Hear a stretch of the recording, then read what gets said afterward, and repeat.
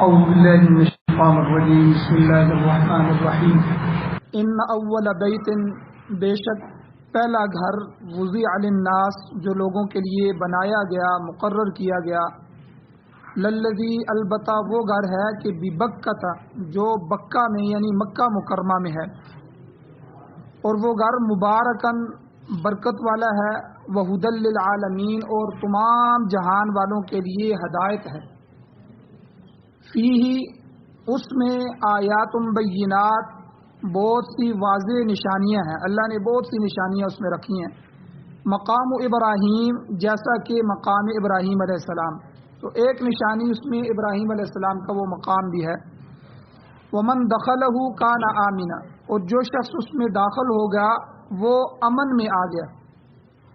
وللہ علی الناس اور اللہ کے لیے لوگوں پر حج البیت اس گھر کا حج فرض ہے.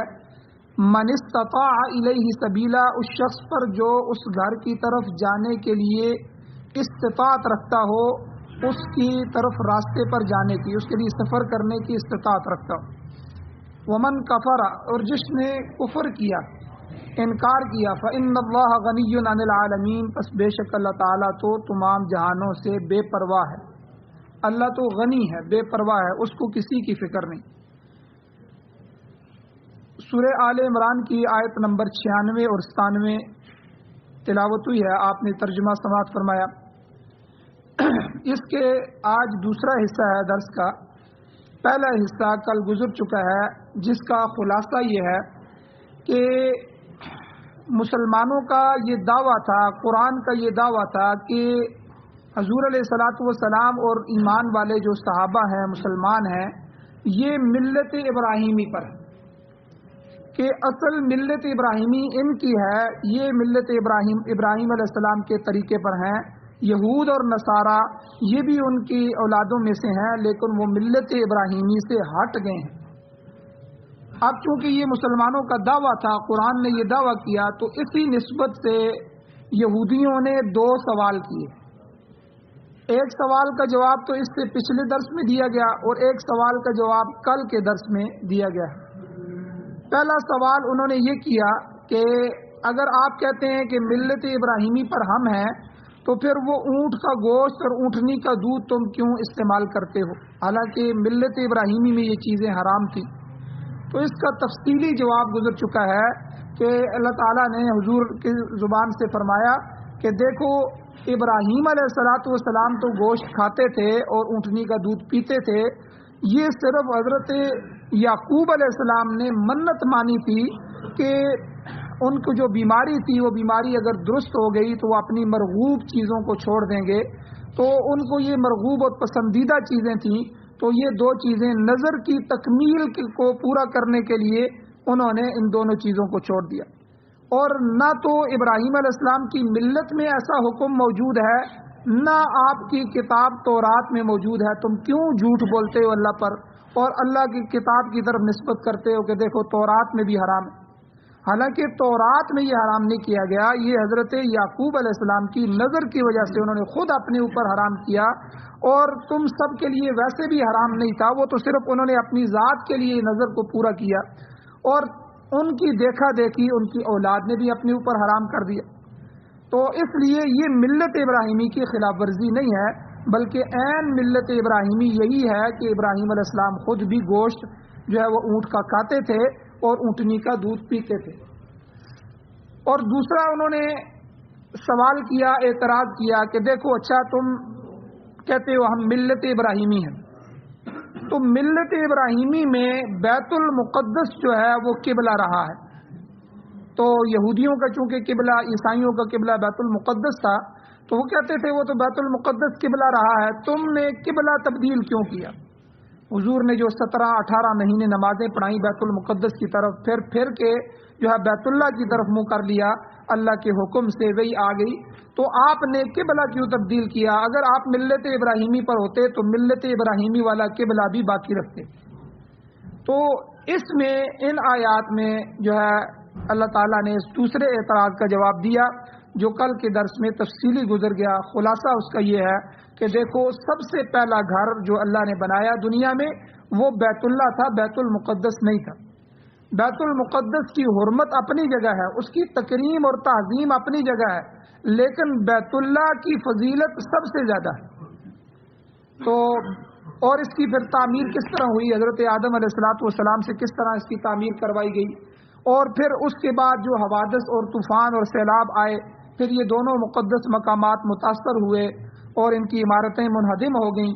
پھر ہزاروں سال بعد اس کی بیت اللہ کی دوبارہ تعمیر حضرت ابراہیم علیہ السلام سے کروائی گئی۔ پھر اس کے بھی سینکڑوں سال بعد بیت المقدس کی تعمیر حضرت سلیمان علیہ السلام سے کروائی گئی۔ تو یہ جو دوبارہ تعمیریں ہوئی ہیں یہ دوسری دفعہ ہوئی ہیں، پہلی دفعہ تعمیر حضرت آدم علیہ السلام سے ان دونوں قبلوں کی کروائی تھی۔ تو بہرحال یہ جواب جو ہے کل کے درس میں تفصیلی گزر گیا، اور کل کے درس میں ہم نے حنیفا مسلمہ جو ابراہیم علیہ السلام دین حنیف پہ تھے، حنیف کسے کہتے ہیں اس کی مکمل تشریح بھی کل کے درس میں گزر چکی ہے۔ اور چوتھی بات بکہ اور مکہ، مکہ مکرمہ اصل ہے، بکہ اس کو کہا گیا تو اس کا ایک نام بکہ ہے، اور اس کے علاوہ مکہ مکرمہ کے 6-7 نام اور بھی میں نے ذکر کیے تھے کل کے درس میں۔ تو بکہ کے جو ہے عربی کے اندر اس کے 2 معنی ہیں، ایک معنی اجتماع کہ لوگوں کا کثرت سے آنا، اور وہ حج اور عمرے کے موقعوں پر لوگ کثرت سے آتے ہیں۔ دوسرا معنی بھی بیان کر دیا گیا کہ وہ جھکانا اور توڑنا، بڑے بڑے بادشاہوں کی گردنیں یہاں آ کر جھک جاتی ہیں، اور جو بیت اللہ پر چڑھائی کرنے کی کوشش کرنا چاہتے ہیں، فساد کرنا چاہتے ہیں، اللہ ان کو توڑ کے رکھ دیتا ہے۔ اصحاب الفیل کا واقعہ میں نے کل ذکر کیا تھا تفصیل کے ساتھ، کہ ہاتھی والا جو لشکر آیا تھا ابرہہ کا لشکر، اللہ نے اس کے ساتھ کیا کیا۔ اور آج کے درس میں ایک تو بیت اللہ شریف کے فضائل بیان کیے جائیں گے، دوسرا یہ کعبہ کی جو تعمیر ہے اس کی تاریخ کیا ہے، کتنی دفعہ بیت اللہ کو تعمیر کیا گیا آج تک۔ سب سے پہلے یہ بات سمجھیں کہ زمین پر اللہ نے فرمایا کہ پہلا عبادت خانہ، ان اول بیت وضع للناس للذی ببکہ، سب سے پہلا عبادت خانہ اللہ فرما رہے ہیں وہ مکہ مکرمہ میں ہے، وہ میرا گھر بیت اللہ ہے۔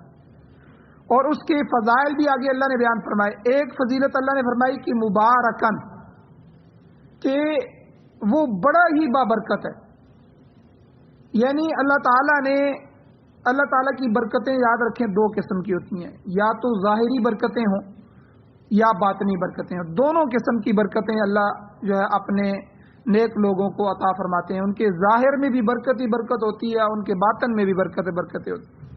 تو اللہ تعالیٰ نے اس بیت اللہ میں ظاہری اور باطنی تمام کی تمام برکتیں رکھتی ہیں۔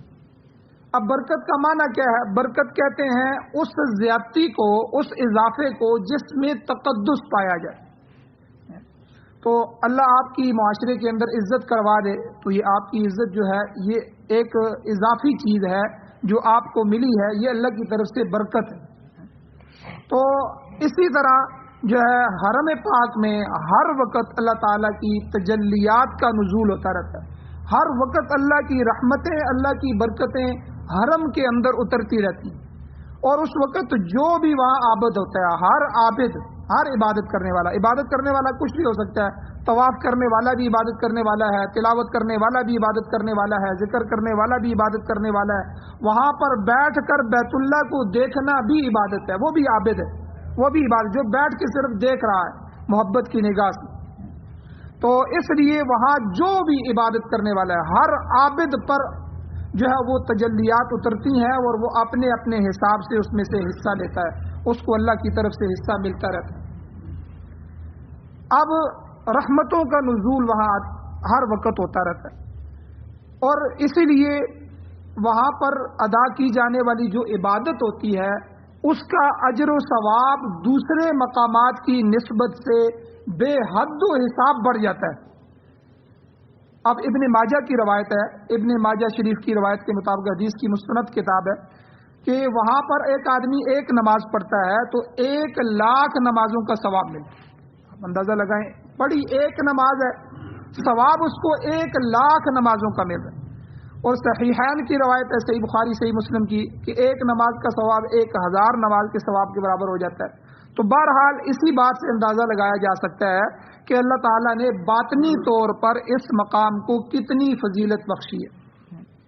ایک بات اور یاد رکھیں کہ بعض اوقات، بعض وقت ایسے ہوتے ہیں کہ جن میں اللہ نے فضیلت بنا دی ہے، جن وقتوں کو اللہ نے فضیلت بنایا، جیسے لیلۃ القدر کی رات ہے۔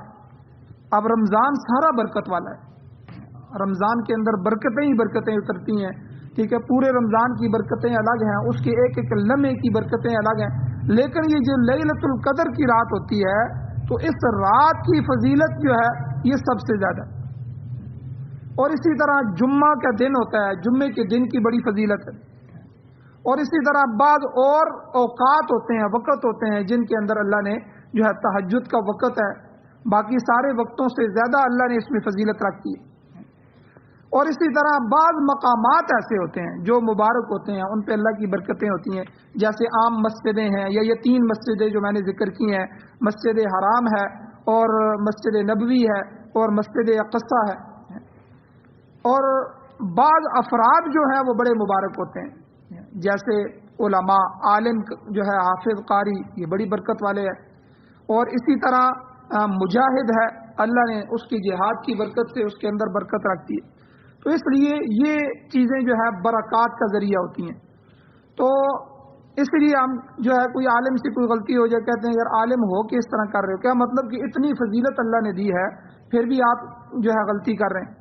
یا مسجد میں کوئی جھوٹ بولے تو کیا مسجد میں کھڑے ہو کے جھوٹ بول رہے ہو؟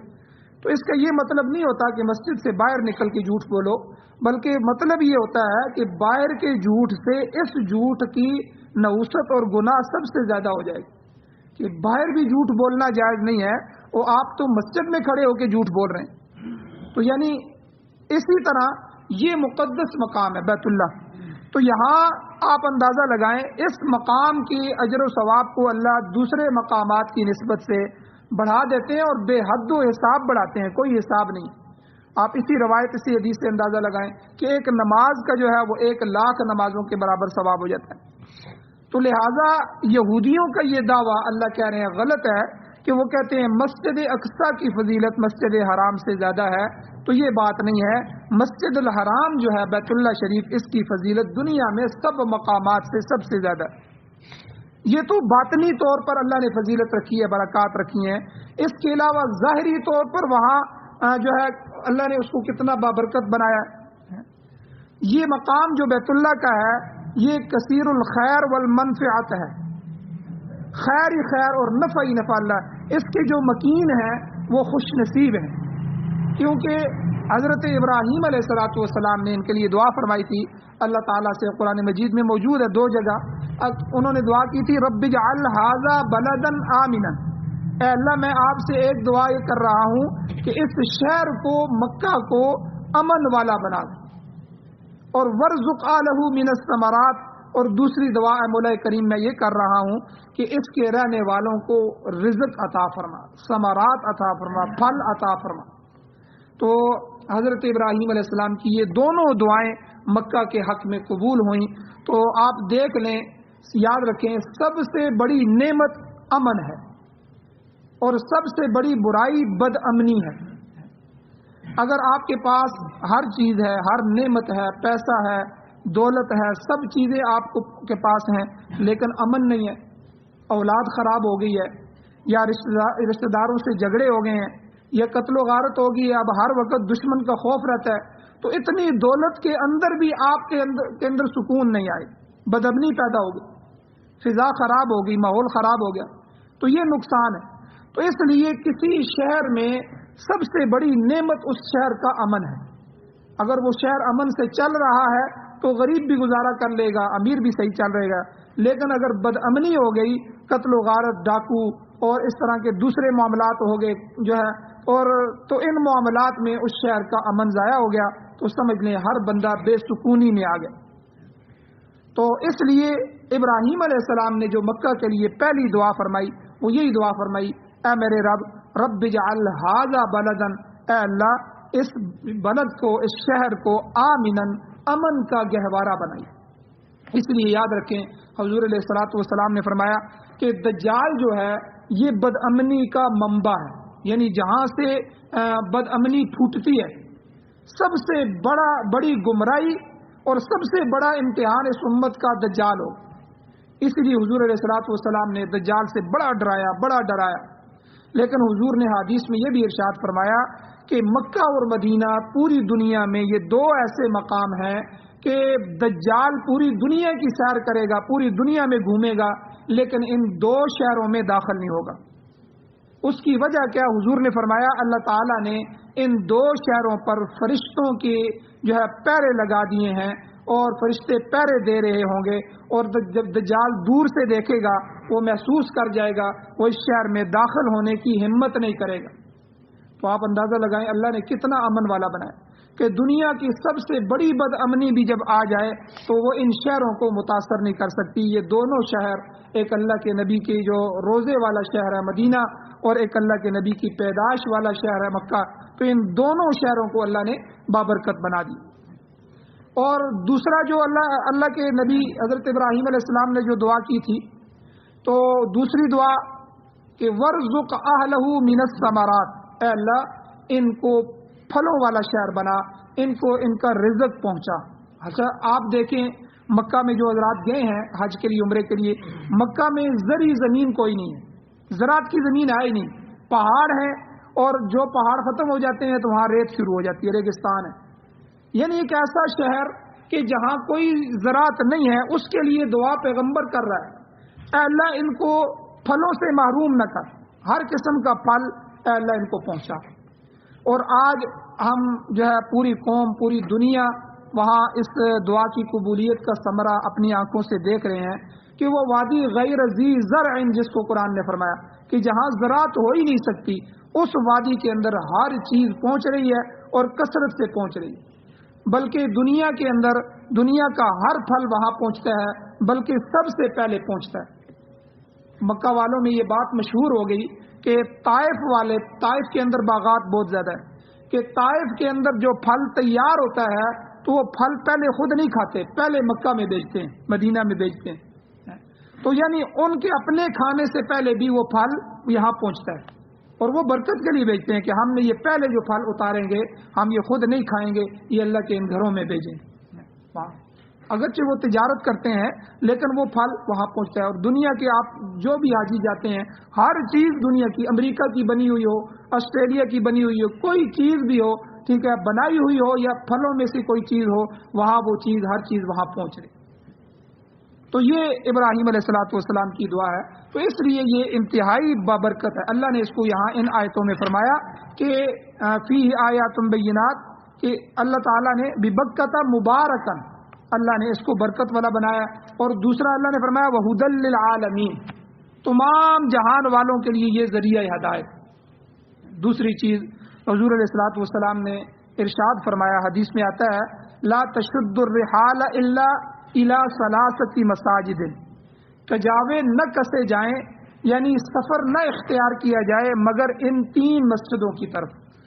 اس میں علماء لکھتے ہیں کہ خصوصی طور پر اگر سفر کی نیت کر کے کسی جگہ جانے کی اجازت ہے عبادت کے لیے تو وہ یہ 3 مسجدیں ہیں، بندہ ان کے لیے سفر کر سکتا ہے. ایک تو مسجد حرام ہے، بیت اللہ کے لیے سفر کر کے دنیا سے جہاں بھی چاہے، جتنی بڑی رقم لگا کے بھی جانا چاہے وہ جا سکتا ہے، اللہ اس کی قدر کریں گے، اللہ اس کو اجر عظیم عطا فرمائیں گے.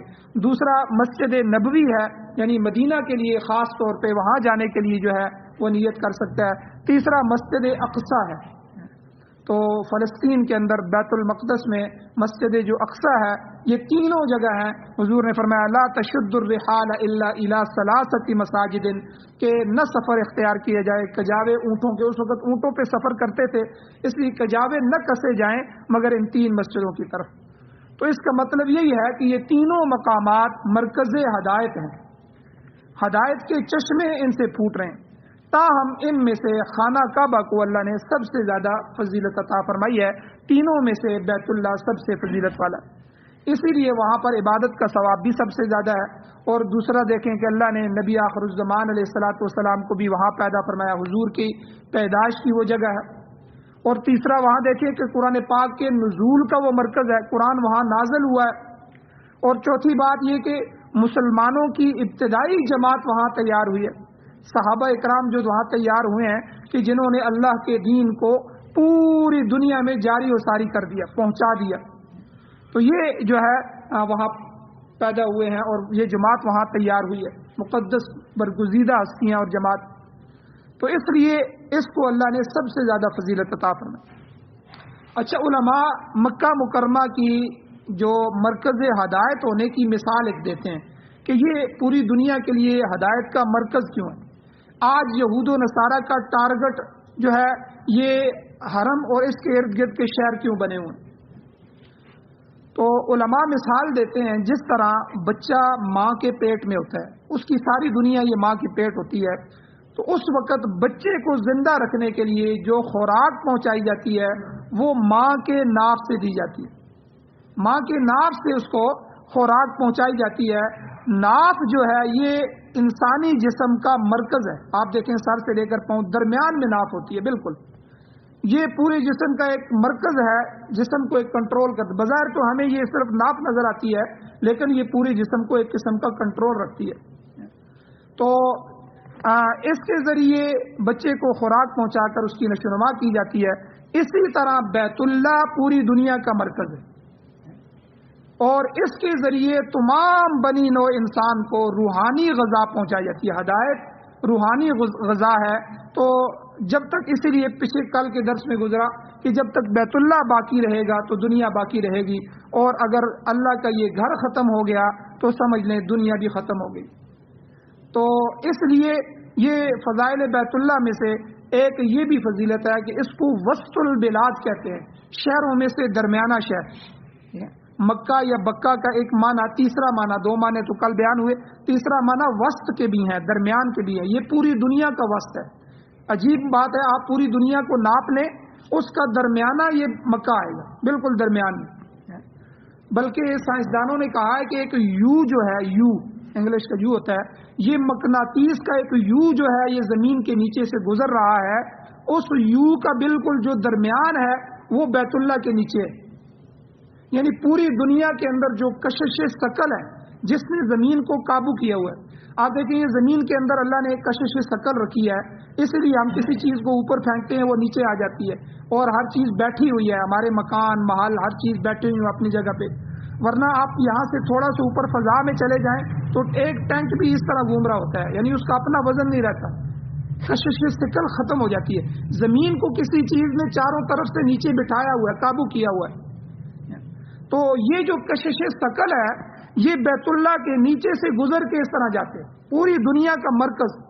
آپ زمین کو بھی ناپیں گے تب بھی مکہ مکرمہ بیت اللہ پوری زمین کا وسط آئے گا، درمیان میں آئے گا. اور آپ اس یو کو جو کشش ثقل والا ہے جس کو سائنس ثابت کرتی ہے اس کے مرکز کو بھی دیکھیں گے تو وہ بھی بیت اللہ کے نیچے سے گزر رہا ہے. تو اس لیے اس کو وسط البلاد کہتے ہیں. تو بہرحال زمین کی جو پیدائش ہوئی، اللہ نے حدیث میں حضور نے فرمایا کہ جب اللہ نے زمین کو پیدا کرنا چاہا تو ہر طرف پانی پانی تھا، زمین نہیں تھی. تو پھر بیت اللہ شریف کا جو جگہ ہے، مقام ہے، وہاں پر ایک بلبلہ پیدا کیا. حضور نے فرمایا اللہ نے ایک بلبلہ، جس طرح بلبلہ پانی کا ابلتا ہے، تو اور پھر اسی سے اللہ نے ساری زمین کو پھیلا دیا، پوری زمین کو پھیلایا. تو گویا زمین کی پیدائش میں مکہ کو مرکزی حیثیت حاصل ہے. یہ پوری دنیا کا سنٹر ہے اور اس لیے ہدایت کا بھی سنٹر ہے، ہدایت کا بھی مرکز ہے. یہ ساری فضیلتیں اللہ نے بیت اللہ کو عطا فرمائیں. تو ٹائم کافی ہو گیا. انشاءاللہ تاریخ جو ہے تعمیر کعبہ کی انشاءاللہ کل درس میں ذکر کی جائے گی. چند اور مسائل بھی ہیں. اللہ جل شان سے دعا ہے اللہ ہمیں عمل کی توفیق عطا فرمائے. آمین. الحمدللہ رب العالمین والعاقبۃ للمتقین والصلاۃ والسلام علی رسولہ النبی الامی الکریم. یا اللہ ہماری کمیوں کوتاہیوں کو معاف فرمائیے، درگزر فرمائیے، صغیرہ کبیرہ گناہوں کو معاف فرمائیے. یا اللہ قرآن و سنت کو سننے، سمجھنے، اس پر عمل کرنے، اس کی اشاعت کرنے کی توفیق عطا فرمائیے. یا اللہ یہ جو مقدس مقامات ہیں، بیت اللہ شریف ہے، مسجد نبوی ہے، مسجد اقصیٰ ہے، یا اللہ ان سے محبت نصیب فرمائیے.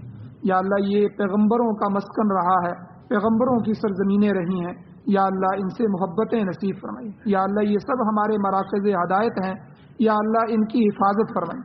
یا اللہ پوری دنیا میں جہاں جہاں مساجد ہیں، مدارس ہیں، خانقاہیں ہیں، یا اللہ اللہ اللہ کرنے کی جگہ ہیں، یا اللہ ان سب کی حفاظت فرمائیے. یا اللہ جو پریشان حال ہیں ان کی پریشانیوں کو دور فرمائیے. یا اللہ جو بیمار ہیں ان کو شفا عطا فرمائیے. جو ایمان کی حالت سے اس دنیا سے جا چکے ہیں یا اللہ ان سب کی بخشش فرمائیے، بلند درجات عطا فرمائیے. یا اللہ ہم سب کا بھی خاتمہ ایمان پر فرمائیے. صلی اللہ تعالی علی خیر خلقہ محمد و آلہ و صحبہ اجمعین برحمتک یا ارحم